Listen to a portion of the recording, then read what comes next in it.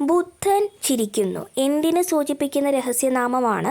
India നടത്തിയ ആദ്യത്തെ ആണവ പരീക്ഷണത്തിൻ്റെ പൊതുവെ അറിയപ്പെടുന്ന കോഡ് നാമമാണ് ബുദ്ധൻ ചിരിക്കുന്നു അഥവാ ഓപ്പറേഷൻ സ്മൈലിംഗ് ബുദ്ധ. ഏത് രാജ്യങ്ങൾ തമ്മിലാണ് സിംല കരാർ ഉണ്ടാക്കിയത്? ഇന്ത്യയും പാകിസ്ഥാനും തമ്മിൽ. പ്രശസ്തമായ കേദാർനാഥ് ക്ഷേത്രം ഏത് സംസ്ഥാനത്താണ്? ഉത്തരാഖണ്ഡിലാണ്. ശബരി നദി ഏത് നദിയുടെ പോഷക നദിയാണ്? ഗോദാവരിയുടെ. സ്റ്റുപ്പിഡ് ബേർഡ് എന്നറിയപ്പെടുന്നത് താറാവ്. കൂടംകുളം ആണവ നിലയം ഏത് ജില്ലയിലാണ്? തമിഴ്നാട്ടിലെ തിരുനെൽവേലി ജില്ലയിലാണ്. പക്ഷികളുടെ രാജാവ് എന്നറിയപ്പെടുന്നത് കഴുകൻ. പ്രകൃതിയുടെ തോട്ടി എന്നറിയപ്പെടുന്നത് കാക്ക. പറക്കും കുറുക്കൻ എന്നറിയപ്പെടുന്നത് വവ്വാൽ. ജ്ഞാനത്തിൻ്റെ പ്രതീകമാണ് മൂങ്ങ.